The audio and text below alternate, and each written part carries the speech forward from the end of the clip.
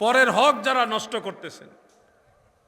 উদাহরণ দেওয়ার জন্য একটা কথা বলি, একজনের দোকান থেকে 10 টাকা দামের একটা মশার কয়েল আনছেন, বাকি বলছেন বিকালে দিব বা কালকে দিব, কিন্তু ঘটনাক্রমে বিভিন্ন কারণে এই 10 টাকার দেওয়া হইল না, দোকানদারেরও নেওয়া হলো না।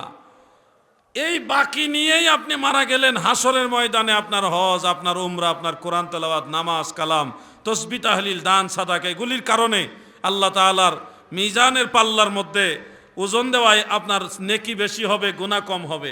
আপনি জান্নাতি হিসেবে ওইখানে সাব্যস্ত হবেন বটে, কিন্তু ওই দোকানদার 10 টাকা পাওনাদার আপনার সামনে এসে দাঁড়ায় বলবে আমার 10 টাকা তো দিলেন না, টাকাটা দিয়ে যান।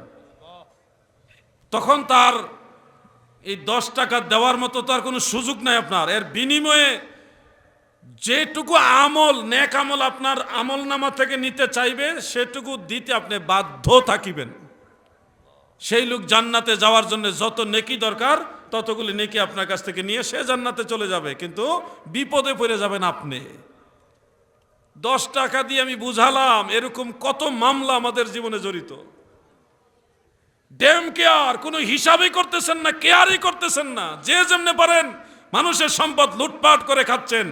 আপনারা কি মনে করেছেন এমনি এমনি হাসর পার হয়ে যাবেন? এমনি এমনি 50,000 বছর পার হবে? এত সুজাও না। আল্লাহকে ভয় করতে হবে। আমি জানি হুজুর, এক লোক আমার কাছে টাকা পাইতো, সেই লোক মারা গেছে অথবা সেই লোক চলে গেছে, কোথায় আছে জানি না, কিন্তু সেই টাকাটা আমি দিতে ইচ্ছুক। কি করব? আপনার জন্য রাস্তা আছে, বাঁচার রাস্তা আছে। যেই লোক আপনার কাছে টাকা পাইতো, ধরেন 1000 টাকা বা 10,000 টাকা পাইতো, ওই 1000 টাকা বা 10,000 টাকা ওই লোকের নামে, যেই লোক পায় আপনার কাছে পায়, ওই লোকের নামে সদকা করে দিতে হবে। এই টাকাটা ওই লোকের নামে কি করবেন? সদকা করে দিবেন, সাদাকা করে দিবেন। তাহলে দেখা যাবে কি হাসরের ময়দানে আল্লাহ তাআলার কাছে তো আপনি জমা দিয়ে দিলেন, আল্লাহ তাআলা এই মামলার ফয়সালা এইভাবে সমান করে দিবে। সুবহানাল্লাহ। খবরদার পরের হক নষ্ট করেন না। ওয়াজ জীবনে বহু শুনছেন, গজল গাইলে ভালো লাগবে, জিকির করলে ভালো লাগবে, অনেক সুন্দর সুন্দর গল্প আছে বললে ভালো লাগবে, সেগুলি মাঝে মধ্যে আপনাদের বলিও মনোযোগ আকর্ষণ করার জন্য। কিন্তু আপনাদের মেইন ওয়াজ হলো এটা, মূল ওয়াজ এটা।